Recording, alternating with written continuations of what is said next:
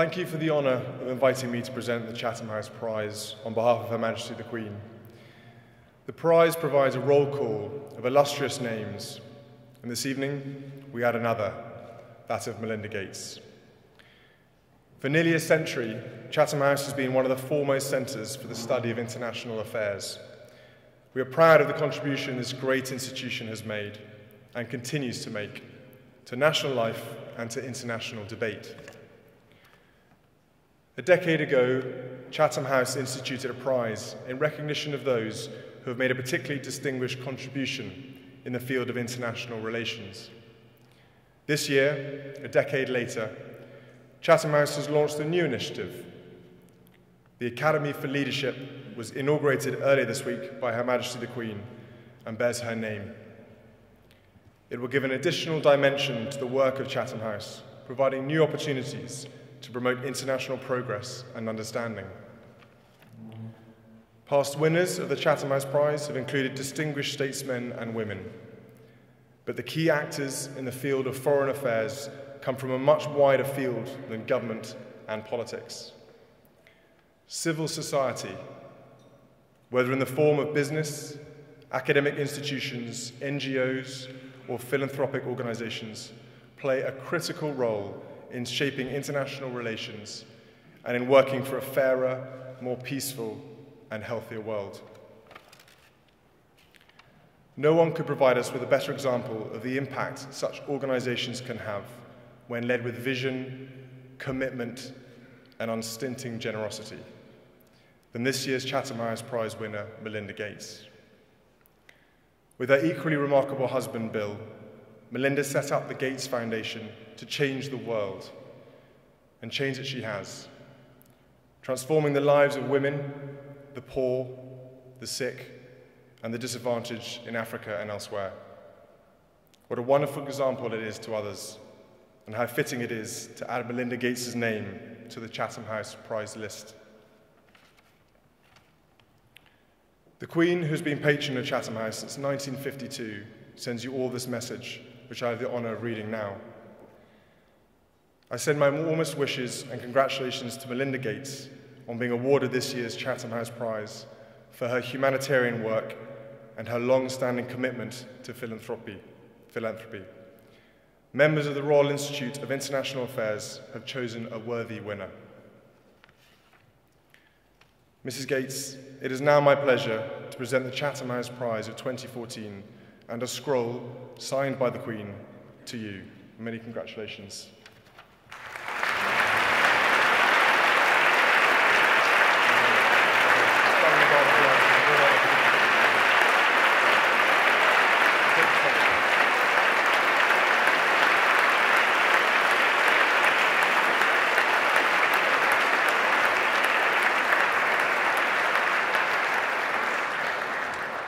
Pray silence for Mrs. Melinda Gates, an honorary Dame Commander of the Most Excellent Order of the British Empire.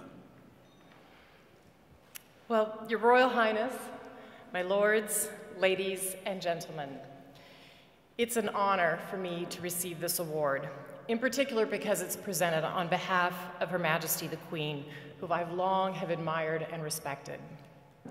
I'm extremely grateful to His Royal Highness, the Duke of Cambridge, for joining us here this evening with his energy and his warmth that he's greeted everybody tonight on behalf of the Queen. I'd also like to thank the President's Council and directors of Chatham House for their kind welcome of me today, not just this evening, but earlier today as well.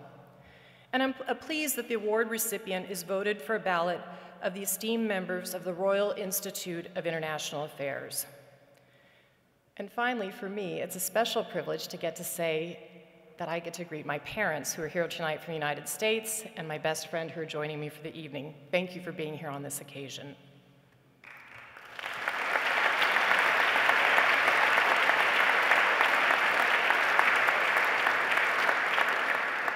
This award is especially meaningful to me because of what Chatham House represents. What we desperately need but so often lack in the world of global development is a public that not only cares deeply about these issues, but gets involved and becomes deeply knowledgeable about the issues. There are some challenging and invigorating debates to be had about how to help the poorest countries in the world, how to help people lift themselves up and to prosper, and how to move countries from low income to middle income. And I was fortunate enough to be challenged by some thought today with very thoughtful, provoking questions during the Chatham House Q&A that Robin so aptly led, and I really appreciated the questions that came in. You got me thinking about some issues too in a new way. We need to take this discussion about development out of the realm of posturing and rumor. People talk about the runaway Ebola epidemic, which is absolutely crucial to talk about, and it's devastating, but we also connect other issues to it that we shouldn't. We talk about a continent that's been ruled by dictators and corruption. We talk about Africa sometimes as hopeless, and I'm here to tell you that that is absolutely not the case. Bill and I have been traveling for this work for over 15 years now, and what we see is unbelievable ingenuity of the people there. And that if given the right information and the right tools, they will lift themselves up, lift their families up, communities and nations. And it's the thoughtful conversation that we have in groups like the Chatham House that allows us to discuss what's really possible and what can be done. We know that poor countries can become middle-income countries and eventually wealthy countries. How do we know this? Because we've seen it happen. South Korea is a particularly great example of that transformation. They now give foreign aid to help other countries. It's remarkable. That's happened in my lifetime. We know it's possible to cut the number of poor people in half, because that's what we've done in the world in the last 25 years. We know that countries like Ethiopia and Rwanda are setting up health systems that work. Rwanda has had the highest drop in child mortality in the history of the world in the last decade. It's unbelievable. Getting these kind of results that we're seeing to scale in every country is our task.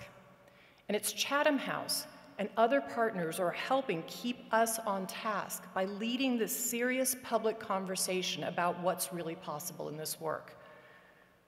Chatham House shows the engaged approach that the UK has taken for such a long time.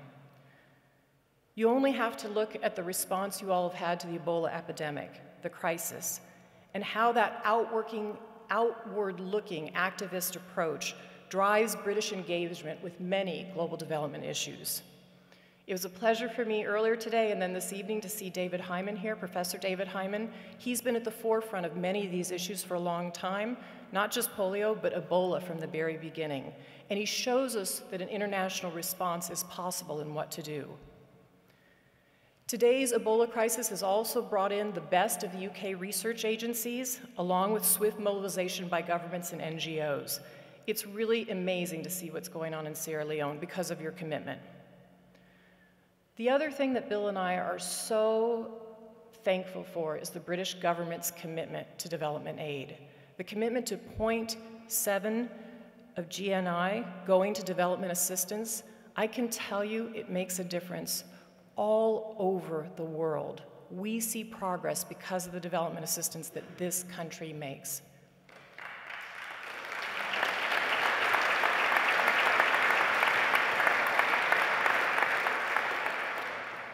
And it's not just your generosity, it's that relentless focus on seeing where you can get results and where you can have impact, and then making investments, smart investments in aid that we know that works. I sometimes wish we could take your public here and let them witness firsthand what Bill and I witness around the world, but let me give you one statistic to leave here tonight. Since 1990, we have cut in half the number of children that die under the age of 5. We've cut it in half since 1990. And at the same time, the population's grown by 2 billion. That's incredible. We have the chance, again, in the next decade, in the next 15 years, to cut that number in half again. We know the tools, we know what's possible, we just have to deliver them. So some of the things I've talked about tonight would never have happened without the people like you in this room. And what I want to say to you is that in the upcoming year, it's kind of a golden moment for us. At the United Nations, they're going to meet again to discuss the next set of goals. The last set of goals were set at the turn of the millennium, but in 2015, those goals will be updated. That will be a blueprint for the world about where to go to focus on development. And if we can get a focused set of goals, we can make so much progress as a world. So if you all can help engage in that conversation, both not just in Chatham House, but to the many, many people you know, so we have the debate at the right level and we do the right thing for the world, that would be an unbelievable result coming from this organization. So I'm honored to receive this award tonight, and thank you for your interest.